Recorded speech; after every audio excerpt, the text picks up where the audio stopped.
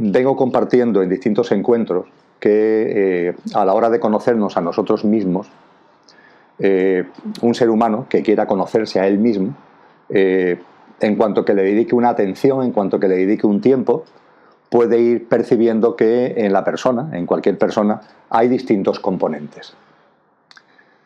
Por ejemplo, si nos sentamos en una silla como yo estoy y simplemente guardamos silencio y respiramos, podemos poner atención a lo que somos. ¿Qué es lo que percibimos? Normalmente, lo primero que se percibe de uno mismo cuando se presta ese poquito de atención es nuestra parte física. Indudablemente todo ser humano tiene un componente físico, eso es evidente. La respiración, los latidos del corazón, la circunstancia en cuanto a gestos, en cuanto a la forma en la que está sentado, determinados picores que puede tener, en cuanto que se le dedica un silencio y estás atento a ti, la parte física se hace muy evidente, ahí está. Pero ¿somos nosotros la parte física? Es decir, siendo la parte física un componente nuestro, ¿somos eso? Mi percepción es que no. Mi percepción es que yo tengo una parte física, pero yo no soy mi parte física. La parte física me sirve como instrumento para estar aquí en el plano humano viviendo estas experiencias como ser humano. Pero yo soy mucho más que eso, con independencia que le estoy muy agradecido a mi cuerpo por lo que mi cuerpo me facilita. Con lo que el componente físico está ahí, pero tal como lo veo, no soy yo. Dentro del ámbito físico hay corrientes espirituales, se han hecho referencia a ellas en las preguntas, con lo que la vamos a abordar esta tarde. Se ha hablado de teosofía en las preguntas, se ha hablado de masonería, se ha hablado de antroposofía, se ha hablado de rosacruces. Bueno, pues estas corrientes espirituales nos ponen en evidencia que dentro de nuestro componente físico no solamente está el componente físico denso, que es el que percibimos, sino que hay otro componente físico que coloquialmente se denomina etérico. Es físico, pero tiene una sustancia más sutil que la física densa. Ese componente etérico también lo percibo en mí y creo que lo tenemos todos los seres humanos. Eso sí, ese componente físico-etérico es físico y por tanto está muy pegado, está muy ligado, es como una especie de molde sobre el que se construye el cuerpo físico denso, a su vez que otra función que presta es canalizar hacia el cuerpo físico las energías que nos rodean. Fundamentalmente lo que se conoce precisamente en teosofía como el principio vital. La vida que nos rodea, esa vida que está aquí, esa vida que emana, por ejemplo, del sol, esa vida que está en la naturaleza, el sol es la gran fuente de vitalidad, el cuerpo etérico la capta, cosa que nuestro cuerpo físico no tiene capacidad como para hacerlo, la capta y la transmite al cuerpo físico. En cualquier caso, el cuerpo físico denso y el cuerpo físico etérico conforman nuestra parte física y tal como lo percibo, yo no soy eso. Son instrumentos que están aquí en el contexto de esta encarnación, pero yo no soy eso. Si seguimos prestando atención en ese silencio, en esa respiración pausada, seguimos prestando atención a nosotros mismos, ¿qué podemos percibir de nosotros? Es muy sencillo el que podamos ver que en nuestro interior, por decirlo de alguna forma, se están moviendo cosas. Es el mundo de las emociones, es el mundo de las sensaciones, es el mundo de los sentimientos. En función del momento de nuestra vida, esas emociones pueden estar más aceleradas, menos aceleradas, más turbulentas, menos turbulentas, pero el mundo de las emociones está en nuestra vida. Emociones de múltiple tipo, emociones, vamos a llamarle de bajo nivel, en cuanto a que pueden ser emociones egoicas o emociones de alto nivel, de desarrollo espiritual, pongamos por caso, son emociones. Pueden ser emociones que a la mente le parecen positivas, la alegría, pongamos por caso, la empatía por las demás personas, pongamos por caso, pero pueden ser también emociones que nuestra mente considera negativas, la tristeza, la soledad. Todo esto lo sabemos perfectamente porque conforma a la experiencia humana, es el mundo de nuestras emociones. Pregunta, ¿somos nuestras emociones? La respuesta que yo puedo dar de una forma rápida, de una forma esquemática, como estoy haciendo ahora en esta introducción, es que yo no soy mis emociones. En mí hay emociones porque estoy encarnado como humano, pero las emociones no soy yo. He ido, entre comillas, recorriendo un camino en donde me han sido de mucha utilidad las experiencias de mucha gente que históricamente, sabios, sabias, grandes personajes, han escrito sobre esto, que nos dicen, ojo, las emociones parecen tuyas, pero no son tuyas. Tenemos que aprender a tomar una distancia con relación a ellas. De hecho, el mundo de las emociones surge en un ámbito nuestro que es, algunos denominan, para enfatizarlo, el cuerpo emocional o el cuerpo astral. Porque esas emociones, de la misma forma que nuestro cuerpo físico se mueve en el ámbito físico, las emociones no se mueven en el ámbito físico, tienen un ámbito de despliegue y de desenvolvimiento distinto al ámbito físico, que coloquialmente y tradicionalmente se le ha denominado el plano astral. Y es como si nosotros tuviéramos un componente astral que es el que vibra, vamos a llamarlo así, y esa vibración vibra por las circunstancias cotidianas de la vida diaria, y esa vibración es lo que percibimos como emociones, como sensaciones, como sentimientos, etcétera, etcétera. Pero cuando se trata de calmar esas emociones, cuando se trata de equilibrar esas emociones, cuando están desbocadas, casi todas las corrientes espirituales, incluso los terapeutas alejados de corrientes espirituales contemporáneos, nos hablan de la necesidad de tomar una distancia, de observarlos como algo que no son tú. Evidentemente están en ti, pero no eres tú. Con lo que, lo mismo que comentaba con relación al cuerpo físico denso y etérico, puedo compartir con relación a las emociones. Evidentemente en mi vida hay emociones, pero yo no me identifico con ellas, no las considero mías, no considero que sea yo el que se está de alguna forma manifestando o su esencia son esas emociones. Si seguimos observándonos, es también fácil percibir el mundo de los pensamientos.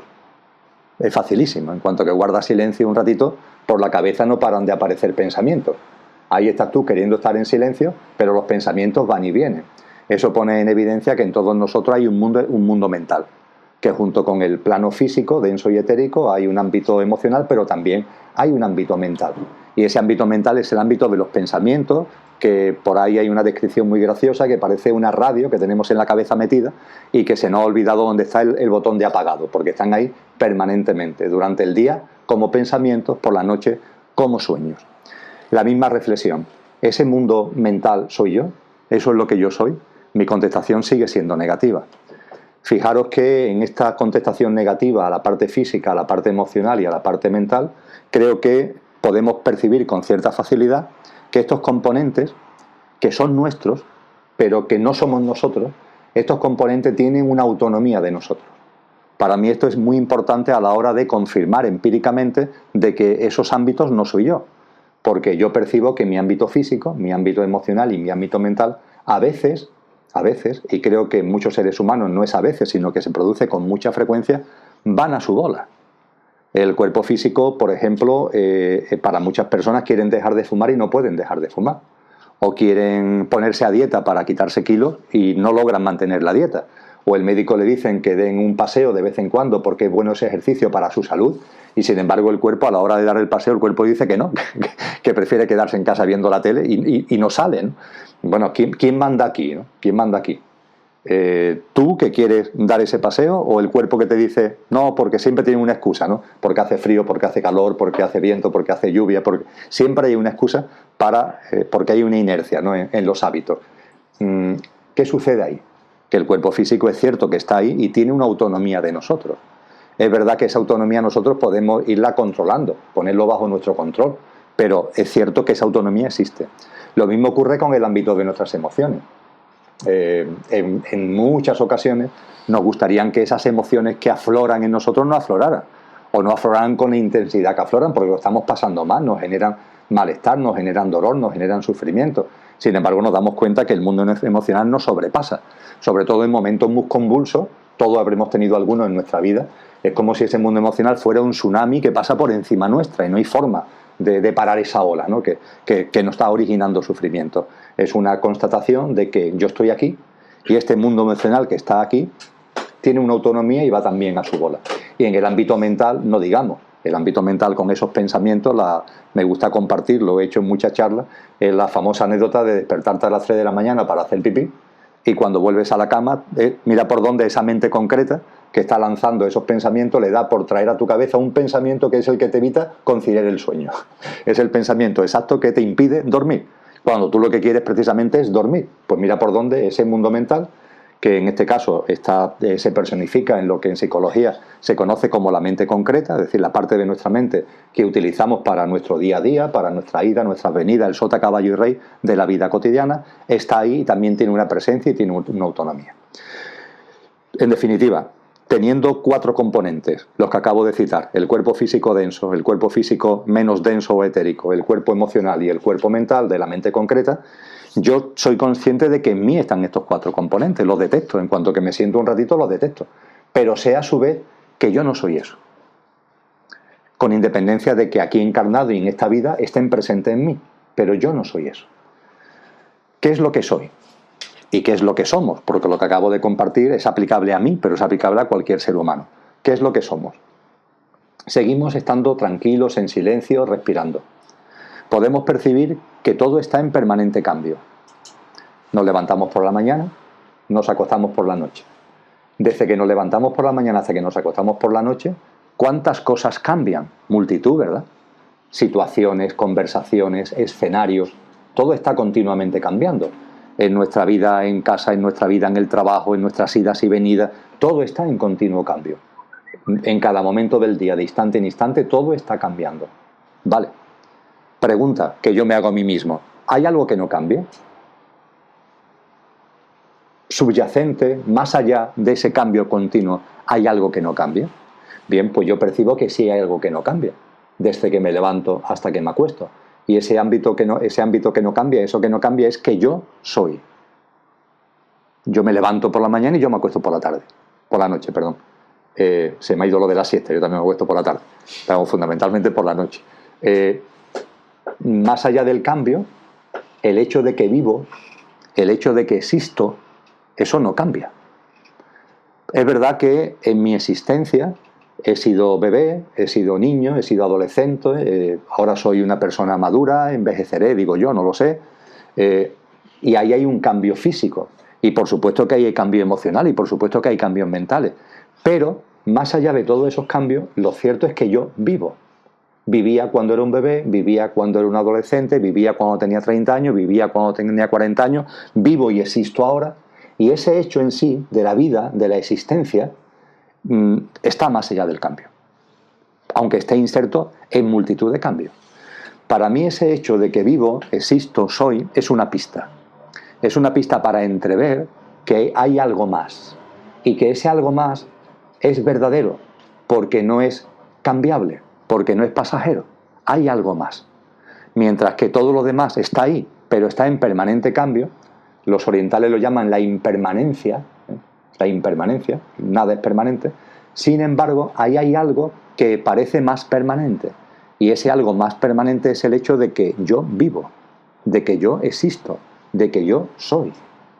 Es más, y eso no tenéis por qué compartirlo conmigo, ni los que estáis aquí, ni los que ven el vídeo de la Fundación Espató. No tiene nadie que compartirlo conmigo, ni yo quiero convencer a nadie. Pero yo tengo una percepción clara, diáfana, de que ese hecho de que vivo, de que existo, de que soy, no termina con la muerte física. Tengo esa percepción. Yo tengo una percepción no solamente intelectual, sino experiencial, de que el día en que mi cuerpo físico fallezca, los componentes efímeros, los componentes pasajeros a los que he hecho referencia, de una u otra forma irán desapareciendo. Más o menos rápido, pero irán desapareciendo. Pero el hecho de que yo vivo no va a cambiar. Yo voy a seguir viviendo, yo voy a seguir existiendo. Va a haber una existencia, va a haber una vida más allá de la muerte. Percibo que el cuerpo físico cuando muere, muere, evidentemente. Percibo que el cuerpo etérico, cuando el cuerpo físico muere, es porque de hecho el cuerpo etérico le deja de aportar la vitalidad, que es lo que en el Eclesiastés se define como el célebre cordón de plata, ¿no? Que es un flujo energético por el que el cuerpo etérico le aporta la vitalidad al cuerpo físico. Y el cuerpo etérico parece que sobrevive 3, 2, 4 días al cuerpo físico y se queda junto a él una vez que muere y se va disolviendo. Nuestros componentes emocionales y nuestros componentes mentales, una vez que el cuerpo físico fallece, tienen todavía una duración. Esa duración es mayor o menor en función de la densidad que tengamos nosotros en el ámbito emocional y mental. Una persona que en su mundo emocional esté muy recargado, pues la disolución de ese ámbito emocional tardará más que una persona que cuando se produce el fallecimiento físico, su mundo emocional esté más calmado, más equilibrado, que la disolución de esos componentes será mucho más rápido. Lo mismo ocurre con el ámbito mental. Detrás de la muerte hay una fase que se conoce coloquialmente como el estado de tránsito, que es la parte que hay, el célebre río que hay que pasar con una barca, nos decían los antiguos, y enterraban a los muertos con una moneda en la boca o en los ojos para que le pagaran al barquero. desde la habitación del plano físico a la habitación del plano de luz, hay que pasar un estado intermedio. Metafóricamente es ese río. No hay ningún barquero, ese camino lo hacemos nosotros. Bueno, pues en ese tránsito tienen que quedar atrás esos componentes emocionales, esos componentes mentales, tienen que diluirse. Y cuando entramos en el plano de luz, en la gloria o el cielo del ámbito católico, en el de Bachán del que hablaban los orientales, ya llegamos liberados de todos esos componentes que nos han servido para vivir la vida física, pero que ahora ya han dejado de tener función. Cuando llegamos al plano de luz, cuando volvemos en definitiva a casa, vamos a llamarle así, cuando volvemos ahí, todos esos componentes han quedado atrás. Os traigo la imagen metafórica de, seguro que en la tele en alguna ocasión la habéis visto, de cuando se lanza una nave espacial de la NASA, en Cabo Cañaveral y demás. Vemos que al principio la nave es muy grande, ¿no? Lo que sale es enormemente grande. Y hay un momento concreto cuando ha cogido altura donde va soltando componentes, ¿verdad? Y finalmente ya se sale al espacio exterior lo que es en sí la nave. Lo demás han sido como elementos de apoyo, de combustible, etcétera, etcétera. Bueno, pues cuando nuestro cuerpo físico fallece, ocurre algo parecido. Nos dirigimos hacia el plano de luz y vamos dejando componentes. El componente físico, tanto denso como etérico, es el primero, y el componente emocional y el componente mental surgido del funcionamiento de la mente concreta. Y es así ya como entramos en el plano de luz. ¿Y qué es lo que entra en el plano de luz? Lo que realmente somos, lo que realmente soy, respondiendo a la pregunta, eso es. Las corrientes espirituales, cuando se refieren a esos componentes que realmente somos, dice Pablo de Tarso en sus cartas, que están recogidas en los evangelios cristianos, dice Pablo de Tarso en el Nuevo Testamento, somos cuerpo, alma y espíritu. Es un esquema básico para que nos enteremos de qué va esto. Con el cuerpo, Pablo de Tarso no hace distingos. Mete todo lo que yo acabo de comentar como ámbito cuerpo físico denso, cuerpo físico etérico, cuerpo emocional, cuerpo mental, de la mente concreta, lo mete dentro de la palabra cuerpo. Y después nos habla de otros dos componentes, alma y espíritu. Cuando acudimos a la teosofía, se nos habla no de dos, sino de tres componentes no pasajeros. Se nos habla del alma, que se le conoce como alma humana o cuerpo causal. Se habla de espíritu, que en lenguaje oriental se utiliza el término de atma, pero se habla también del alma universal, cosa que no aparece en las cartas de Pablo. Sí aparece en otras reflexiones espirituales, en la Vedanta, por ejemplo, o en los libros védicos, aparecen esta definición. Entonces, nosotros somos alma y espíritu en la percepción cristiana, alma universal y espíritu en la percepción teosófica. Distinguir entre estos tres componentes, esquemáticamente hablando, no es posible, pero de una forma muy sucinta se podría decir de la siguiente forma. El alma humana es mía, es decir, todos tenemos un alma, todos tenemos un alma. Ese alma es una composición de distintos elementos, por llamarlo de alguna forma. Por ejemplo, se le llama cuerpo causal. ¿Por qué se le llama cuerpo causal? Porque ese alma humana, ese alma que está en ti, que está en cada ser humano, cada uno tiene la suya, ese alma lo que hace es recoger todas las experiencias que se viven. Y la recogen en su esencia, pero también la recogen por las relaciones de causa y efecto que lo que tú vives pone en marcha. Tenemos que ser conscientes que cuando estamos aquí encarnados, las cosas que hacemos, cualquier cosa que hacemos, eso pone en marcha una relación de causas y efectos. Habéis venido aquí esta tarde porque os ha dado la gana, pero esto tiene después un efecto en vuestra vida. Puede ser mínimo, puede ser grande, yo no lo sé, pero eso tiene un efecto en la vida. Cualquier cosa que uno hace tiene un efecto. Lo mismo, ese efecto no dura más de 24 o 48 horas, o dura años, Yo que sé, a veces tú tomas la decisión de unirte a una persona, pongamos por caso, y eso es una decisión que tiene una consecuencia, tiene unos efectos que puede durar muchos años, ¿no? Todos somos conscientes que en nuestra vida han aparecido cosas que han tenido después un impacto que ha sido muy duradero. Cuando se habla del alma y cuando se habla del cuerpo causal, lo único que se nos pone en evidencia es que existe una ley, que es la ley de la compensación, que es la ley de causa y efecto, y es que lo que tú haces en esta vida, hay cosas cuyos efectos no concluyen en esta vida, sino que siguen en vidas siguientes. Y eso se recoge en el cuerpo causal, que se llama causal precisamente por eso, por el juego de causa y efecto. Y ese cuerpo causal tiene recogida esas experiencias, tiene recogida esa relación de causa y efecto, y cuando se vuelve a encarnar para desarrollar unas experiencias que tienen que ver con su desarrollo espiritual, pero hace suyo los efectos que están ahí, patentes en el mundo álmico, lo hace suyo para desplegarlo en la siguiente vida. Por eso se le llama causal. Y dentro del ámbito álmico, del ámbito del alma humana, también se le ha dado tradicionalmente en las corrientes espirituales serias, se le ha dado mucha importancia a un componente que parece físico pero que no lo es. Digo que parece físico porque estamos hablando de la mente, pero no de la mente esta que utilizamos para todos los días, sino de una mente que se llamaría de la mente superior, la mente abstracta, que es, nosotros tenemos una mente y utilizamos una gran parte de nuestro tiempo, el uso que hacemos de la mente, ¿para qué es? Para las cosas cotidianas, para las cosas del día a día, para las tareas domésticas, para las actividades laborales, para eso lo utilizamos. Pero somos conscientes de que nuestra mente también tiene otras funciones, que a lo mejor desarrollamos menos, pero que podríamos desarrollar más, que es cuando a la mente la ocupamos de cosas que van más allá del sota, caballo y rey. Es cuando a la mente, por ejemplo, le hacemos preguntas sobre la existencia, cuando le hacemos preguntas sobre la vida, cuando utilizamos la mente para plantearnos las grandes cuestiones de quién soy, de dónde vengo, a dónde voy, qué es el cosmos, qué es el universo. Y la humanidad, a través de la filosofía, a través de la espiritualidad, a través de la ciencia, se ha planteado este tipo de reflexiones. Aquí se está utilizando la mente abstracta. Da igual que lo hagamos desde el punto de vista espiritual, desde el punto de vista filosófico, desde el punto de vista científico. No estamos planteando las grandes cosas, las grandes cuestiones de la existencia. Yo creo que empezamos a entrever además que estos campos, que por los dogmatismos han aparecido históricamente enfrentados, no están enfrentados. Que de corazón un científico, de corazón un filósofo y de corazón una persona más volcada en la espiritualidad están intentando acercarse al discernimiento sobre estos grandes temas. Lo hacen desde una perspectiva, desde otra, pero están yendo, el núcleo duro que quieren tocar es el mismo, ¿no? Con lo que realmente la humanidad, y estoy convencido que será así, avanzará hacia una síntesis, no hacia una confrontación de ciencia, filosofía y espiritualidad, sino hacia una síntesis. Pues bien, estos campos ayudan a desarrollar la mente abstracta. Nosotros en nuestra vida, cuando nos planteamos grandes cuestiones sobre la vida, sobre la muerte, estamos desarrollando nuestra mente abstracta. Y esa mente abstracta es la que va abriendo la conexión que hay entre nuestros elementos, vamos a llamarles superiores, imperecederos, y nuestros elementos perecederos. Cuando he hablado del cuerpo físico denso, del cuerpo etérico, del mundo emocional y del mundo mental, de la mente concreta, estos componentes que son los efímeros, que son, por decirlo de alguna forma, los inferiores, la conexión con nuestro yo superior, que estaría compuesto por el alma humana, por el alma universal y por el espíritu, la conexión, el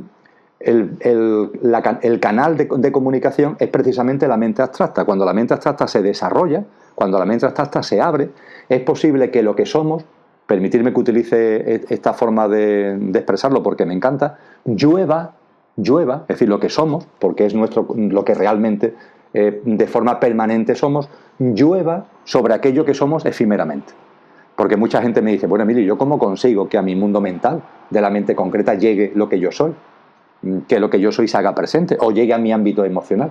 Para eso tenemos que abrir un conductor.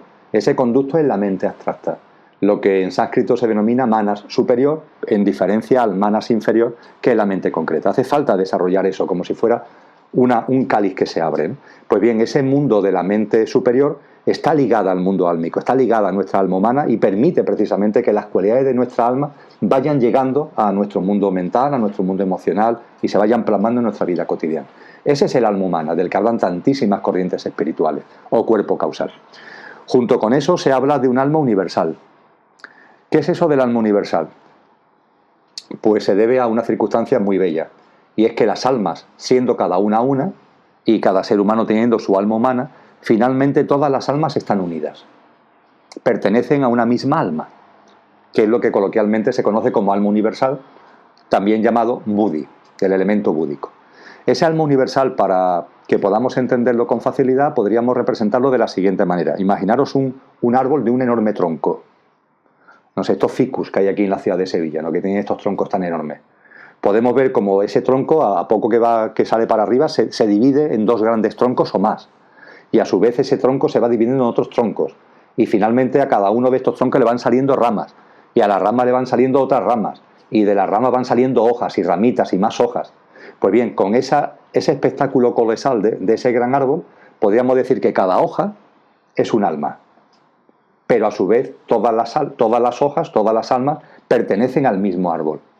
Esa es la metáfora que comparto con vosotros y con vosotras a la hora de hablar del alma universal. Se entiende que alma realmente hay una y que todas las almas están viviendo, han sido generadas y están viviendo en ese alma única, en ese alma universal, lo cual no quita que cada uno tenga su propia alma, su alma humana. Y por fin el espíritu diríamos que es lo que realmente somos. Si utilizo a veces el símil de conductor y coche, diciendo que el coche es nuestro yo físico, mental y emocional y el conductor es lo que encarna en el coche para experienciar la vivencia humana, pues bien, desde esa perspectiva podríamos decir que el espíritu utiliza un coche que es el alma y el alma utiliza un coche que es el cuerpo. Lo que realmente somos es espíritu. La divinidad, la esencia divina que todos tenemos en nuestro interior es espíritu. Es espíritu que en la espiritualidad cristiana se nos habla de su existencia en distintos apartados, pero muy especialmente en los Hechos de los Apóstoles, cuando se nos describe el día de Pentecostés, en el que una serie de personas perciben el Espíritu Santo, que es como se le llama ahí en el Espíritu Santo. ¿Qué es eso del Espíritu Santo? Pues es una maravilla, en el sentido de que el Espíritu Santo no es ni más ni menos que el Espíritu que es uno en cada uno. El Espíritu que es uno en cada uno. El Atma. ¿Qué es eso del Espíritu uno en cada uno? El Espíritu es uno. La divinidad es una, la divinidad no admite ser troceada. Sin embargo, se da la maravilla de que siendo una, está en cada uno. Y todos tenemos ese componente en nuestra vida. De eso se dieron cuenta esos 120 primeros cristianos que formaban el grupo llamado Camino, al que se hace referencia en los Hechos de los Apóstoles.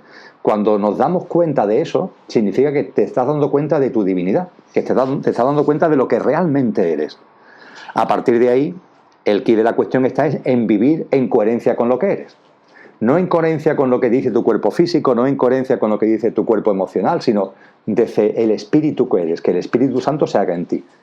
Como he compartido también en distintos vídeos de la Fundación Espató, entender que el espíritu siendo uno esté en cada uno, el símil que nos puede valer es el aire que respiramos.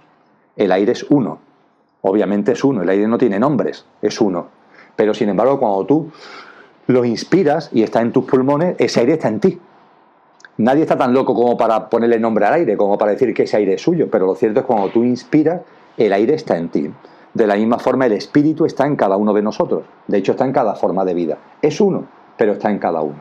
Con lo que, resumiendo, junto a los 4 componentes pasajeros, efímeros, perecederos, a los que hacía referencia anteriormente, he añadido otros 3 que son imperecederos, en el sentido de que no mueren con la muerte del cuerpo físico ni en lo que viene después, que es nuestra alma, el alma humana, la ligazón de ese alma con Buddhi, con el alma universal, y por encima de todo ello lo que realmente somos, la esencia divina más pura, que es el espíritu, el Atma, el Espíritu Santo, como queramos denominarlo. Y llegamos por fin a la pregunta del millón. Bueno, ¿y quién lo que somos? ¿Quién lo que soy? Los componentes perecederos conforman la personalidad.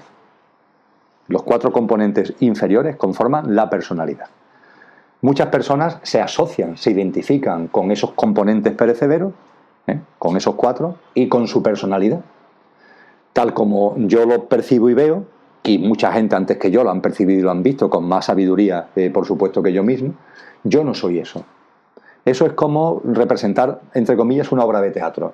Es como si estuviera representando yo aquí el papel de Emilio. En esta vida soy Emilio Carrillo. ¿Y por qué soy Emilio Carrillo? Porque lo he elegido. Porque para mi evolución espiritual, para mi desarrollo espiritual, el desarrollo de mis componentes superiores, he elegido este papel. Un papel con el que puedo vivir unas experiencias, con el que puedo conocer una serie de gente, con el que puedo compartir una serie de cosas, con el que puedo desarrollar una serie de vivencias, que son las que yo en el plano de luz he considerado pertinentes, tanto por las relaciones de causa y efecto que vienen de vidas anteriores, como para desplegar experiencias que vienen bien para ir dándome cuenta, recordando cada vez más lo que soy. El desarrollo espiritual, al fin y al cabo, es una especie de recuerdo de lo que somos, salir de la amnesia. Los elementos que he comentado como elementos superiores, el alma humana, el alma universal, el espíritu, están en todos los seres humanos. Pero también es verdad que muchos seres humanos están como en potencia, porque no están desarrollados, están olvidados. Hay una amnesia con relación a ellos y están en forma de embrión. Es como unas semillas que están ahí esperando surgir, pero como no te das cuenta de su existencia, se quedan a modo de semilla. En nuestro desarrollo espiritual, nuestro nuestro propósito en el desarrollo espiritual es ir tomando conciencia de estos elementos para que no se queden como semillas, sino que vayan germinando y vayan floreciendo y finalmente tomen el mando de nuestra vida. Lo que es lo mismo que decir que yo, que lo que realmente soy, yo tome el mando de mi vida y no el personaje, no el actor ahora que provisionalmente tanta gente se identifica con ello. Con lo que cuando yo me miro a mí mismo, yo no me veo como Emilio. Y eso no me produce ninguna esquizofrenia, en absoluto. Es decir, bueno, yo a Emilio Carrillo, entre comillas, le estoy muy agradecido. Y a mis componentes físicos, mentales, le estoy muy agradecido. Pero yo sé que soy otra cosa. Y sé que soy otra cosa y además sé que eso va a ser ineludible, que me dé cuenta. Ya me di cuenta, pero si no me diera cuenta, cuando llegue el momento de la muerte. Porque ahí esos elementos efímeros, perecederos, van a ir disolviéndose, van a ir desapareciendo. Y sin embargo, lo que yo soy no va a desaparecer. Con lo que la percepción que yo tengo de mí es que lo que realmente soy es ese espíritu que os he comentado, ese alma universal que he compartido. Siendo eso como sois vosotros, ahí no hay diferencia, ahí lo que hay es una unidad completa, porque ese espíritu es uno, porque ese alma universal es una, y la diferenciación desde el punto de vista de nuestros componentes espirituales álmicos es el alma humana, que vosotros tenéis un alma y yo tengo otra, cada uno tenemos la nuestra. El alma, al fin y al cabo, lo que va siendo una especie de batería que va recogiendo todas las experiencias y te va diciendo cómo vas evolucionando en conciencia, cómo vas desarrollándote espiritualmente, porque la evolución en conciencia no es ni más ni menos que eso, tu nivel de desarrollo espiritual, de recuerdo de lo que realmente eres. Entonces yo soy consciente que mis componentes superiores están encarnados en este cuerpo físico, con sus componentes emocionales y mentales. No me identifico con ellos, me identifico cada vez menos e intento que mi vida esté regida por lo que realmente soy. Intento que mi componente álmico y mi componente espiritual esté cada vez más presente y que lo que son las cualidades de esos cuerpos superiores, que están llenos de amor, que están llenos de bondad, que están llenos de empatía, de comprensión, de compasión, que es el amor, ¿no? Es la palabra que todo eso lo define, esté cada vez más presente en mi vida, porque sé qué es lo que soy. Y por supuesto también ir trascendiendo la conciencia basada en la percepción del yo, por una conciencia que Willy Jigger, este místico, este benedictino que ha hecho tanto por traer la práctica del Zen a Europa, denomina la conciencia transpersonal. Esto finalmente que estoy compartiendo lo que te conlleva es a darte cuenta, oye, de que tú no te puedes encerrar en tu yo, porque tú no eres eso, y que tienes que abrirte mucho más a los demás, y esto tiene consecuencias prácticas. En cuanto a lo que comparto, ¿por qué comparto lo que comparto? Pues porque lo he sentido siempre. Es decir, cuando encarnamos, dentro de lo que es nuestro kit de encarnación, permitidme que utilice esta expresión, dentro de lo que es nuestro kit de encarnación, encarnamos para desarrollar unas experiencias que están ligadas a nuestro desarrollo espiritual. Pues bien, para desarrollar esas experiencias y para las vivencias que vamos a tener aquí, traemos un kit de encarnación con nosotros. Entre las cosas que componen ese kit son nuestros dones y talentos. Cada uno tiene unas facultades, unas capacidades innatas, que las trae consigo. Y eso no es casualidad. Cada uno tiene unas facultades y cualidades innatas porque son los instrumentos, las herramientas pertinentes para vivir aquí lo que tú quieres vivir. De tal forma que si tú tienes el don de no sé qué o el don de no sé cuánto, esos dones son una pista de las experiencias que tú allí, no encarnado, has elegido desplegar cuando encarnaras. Y yo lo que he sentido hace mucho tiempo es que un don que tengo, no sé si tendré más de forma tan marcada, pero esto desde luego lo tengo de forma marcada, es la introspección comunicación, que lo he hecho siempre en muy distintos ámbitos, no ya en el ámbito espiritual, donde el tema es entre comillas más reciente, en cuanto que el momento en el que yo empecé a sentir compartir cosas sobre temas espirituales, empezar a participar en charlas, empezar a escribir libros, eso es a partir del año 2000, con lo que han pasado 17 años. En febrero del año 2017 se han cumplido 17 años, pero antes en otros ámbitos también lo venía desplegando. Y lo que percibo es que hay algo en mí que lo que voy conociendo a través del estudio, lo que voy conociendo a través de las experiencias, lo que voy percibiendo a través de la intuición, compartirlo con los demás. Percibo que tengo un don, como cada uno tiene el suyo, y aquí no me estoy poniendo ninguna medalla, cada uno tiene sus dones, yo tengo tengo el don de que a lo mejor cosas que en libros espirituales son especialmente densos o son muchas páginas, yo tengo la capacidad de verlo y de sintetizarlo y de esquematizarlo de una forma más coloquial que le puede servir más a la gente para acercarse a eso, y desde luego no me cansaré de repetirlo, cuando se comparte, quien más recibe es el que comparte. Yo no comparto por eso, yo comparto porque me sale de mí, pero he percibido que desde luego quien más recibe al compartir soy yo. La gente me dice muchas veces que si me da la gracia, que si no sé qué, ¿no? Cuando comparto, quien más recibo soy yo. Cuando cada vez que, por ejemplo, yo explicito públicamente lo que acabo de explicitar, sobre los distintos componentes, lo que son perecederos, eso, los que son imperecederos, eso se va asentando cada vez más en mí. Eso cada vez se va haciendo más realidad en mi vida, ¿no? Con lo que yo estoy enormemente agradecido a todas las personas con las que puedo compartir, porque a su vez yo recibo muchísimo de eso. Esto me permite pasar a la cuestión del ego. ¿Qué es el ego? Cuando vamos a corrientes espirituales, a tradiciones asentadas, fundamentadas, que tienen fundamento, nos encontramos con un problema. Y es que a veces se utiliza el término ego para hablar de nuestro componente espiritual. Y esto confunde. Sobre todo cuando ya la psicología, durante el siglo XX, el término ego lo ha divulgado mucho y lo ha unido al ámbito de la personalidad. Entonces, siendo consciente de que a lo mejor personas que sigan este vídeo, el concepto de ego lo ligan a lo espiritual y se habla de un ego espiritual, de una individualidad espiritual, yo ahora, al hilo de la pregunta que se ha formulado al inicio del programa, voy a hablar del ego, pero como se habla en psicología, no como el yo superior, en absoluto, sino como el ego relacionado con nuestro mundo físico, con nuestro mundo mental, con nuestro mundo emocional, en definitiva, con nuestra personalidad. Para entender ese ego, lo primero que tenemos que ser conscientes es que, utilizando el símil otra vez del conductor y el coche que engloba todos nuestros componentes perecederos, el conductor que engloba nuestros componentes imperecederos, utilizando el símil del conductor y el coche, cuando estamos aquí encarnados, pueden pasar dos cosas. Que el conductor lleve el mando del coche, que es lo normal, o que el conductor esté dormido y el coche no tenga un mando consciente, el conductor no lleve el mando del coche. Lo normal sería que estamos aquí encarnados y desde lo que realmente somos llevamos el mando de nuestra vida. Pero esto todavía le ocurre a pocos seres humanos. Le ha ocurrido históricamente a algunos seres humanos que han evolucionado espiritualmente, pero hasta ahora no ha sido la nota dominante. Para muchos seres humanos su vida consiste en que se olvidan del conductor que son y el conductor no es el que lleva el mando del coche. Entonces se pregunta uno a sí mismo, bueno, ¿y si el conductor no lleva el mando del coche? ¿Quién lleva el mando del coche? Claro, estás aquí encarnado. Cuando te levantas por la mañana te levantas, no te quedas en la cama metido y vas realizando una serie de actividades y vas a trabajar, por ejemplo, o por la tarde te tumbas en el sofá a ver la tele, por ejemplo, o lees el periódico. ¿Eso quién lo hace? Sí, lo estás haciendo tú, con tus componentes mentales, emocionales, pero ¿quién está llevando ese mando ahí? Si el conductor no está presente porque está dormido, está olvidado, está como en potencia pero no se ha desarrollado, ¿quién lleva el mando? Bien,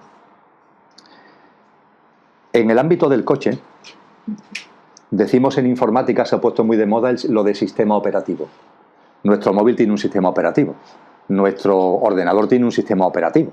Bueno, pues nuestra personalidad, los cuatro componentes que componen nuestra parte inferior, nuestros cuatro componentes inferiores y perecederos, tienen un sistema operativo. El sistema operativo es la mente concreta. Y cuando falta un mando consciente, la mente concreta de manera automática pone en marcha, expresado de forma muy metafórica, pone en marcha un piloto automático. Eso del piloto automático más o menos sabemos lo que es.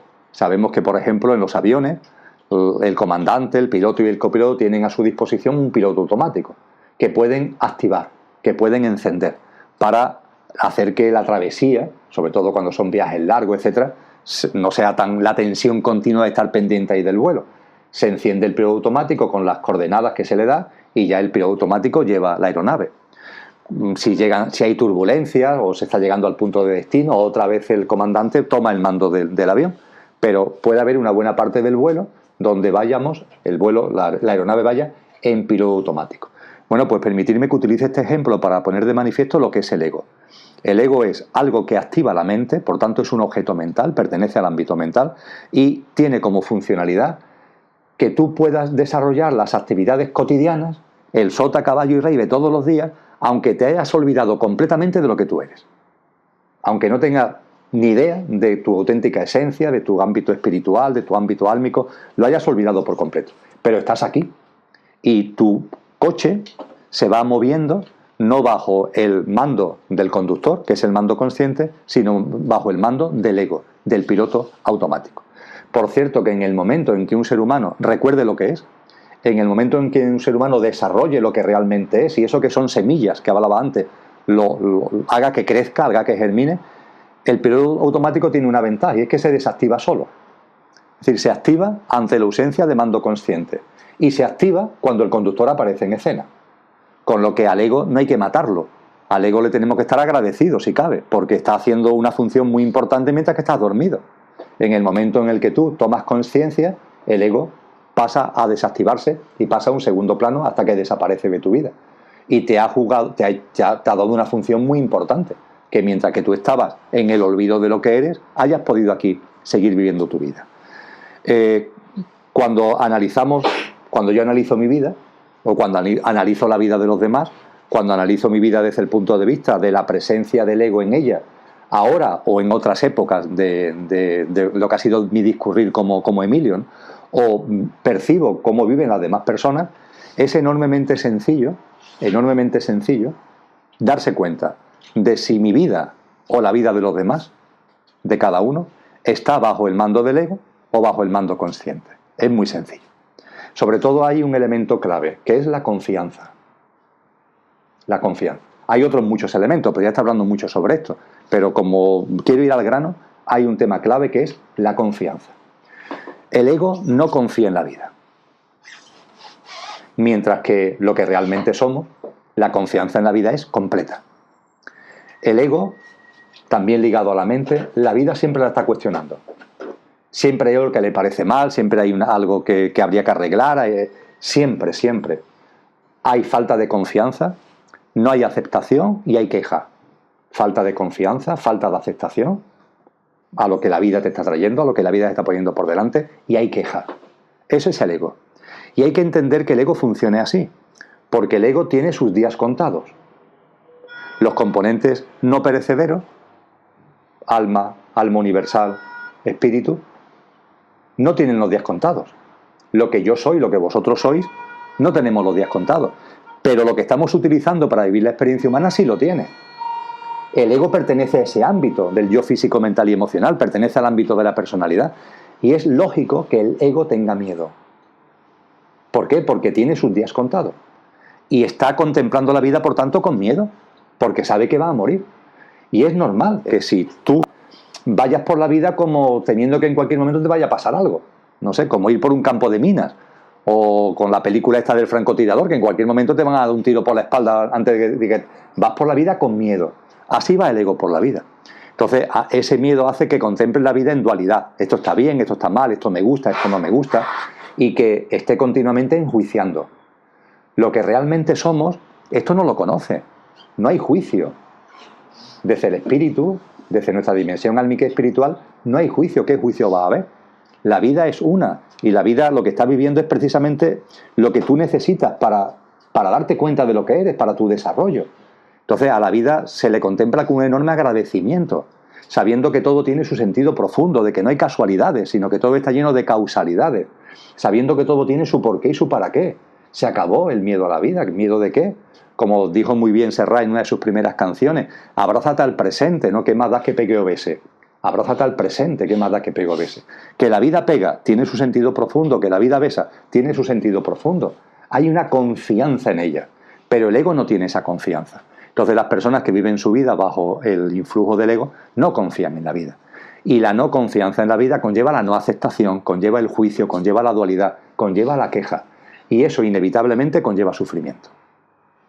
Inevitablemente. Esa es la fuente, la raíz fundamental del sufrimiento humano. Mientras que una persona que poco a poco va percibiendo lo que es, va desarrollando sus componentes imperecederos, va viviendo en coherencia con ellos, va comprobando que la vida y yo soy lo mismo, es que no hay diferencia, y por tanto la confianza en la vida es completa. Y vas percibiendo que la vida está siempre abrazándote, siempre te está dando señales para tu desarrollo espiritual, y vas percibiendo que todo tiene su sentido profundo, que nada es casual, que este encuentro, que aquel encuentro, que aquello que conllevó esto y después aquello conllevó aquello, te vas dando cuenta de que todo es una especie de gran diagrama donde todo está perfectamente relacionado, donde todo es coherente, y eso lo que te aporta es una enorme confianza en la vida. La confianza en la vida te da aceptación, ocurra lo que ocurra, pegue o bese, pero una aceptación que no es resignación, que no es impotencia, que no es decir, ¿qué voy a hacer? No tengo otro remedio. No, no, no. Es una aceptación que es fruto de la confianza, es hijo. Esa aceptación es hija de la confianza. Y por supuesto desaparece la queja. Ya en tu vida no hay queja. Vives cada cosa, vives cada situación, cogiendo el toro por los cuernos, sacándole el máximo jugo y empiezas a darte cuenta de que todo son experiencias, oportunidades. De que la vida, todo lo que hay en ella son experiencias, oportunidades. Ya el mundo de los problemas se te quita de la cabeza, no hay problemas, son experiencias, oportunidades. Y esto es un tema que, siendo puramente una denominación, tiene implicaciones enormes. Y me gusta decir que es una práctica muy aconsejable. A los problemas ya, por favor, no los llamemos más problemas. Vamos a llamarlo experiencia, oportunidad. Y simplemente con ese cambio de enfoque las cosas cambian por completo. Para el ego la vida está llena de problemas. Para nuestra dimensión espiritual, la vida está llena de experiencias, oportunidades que permiten precisamente que vayamos tomando conciencia de lo que somos y vayamos desarrollándonos espiritualmente.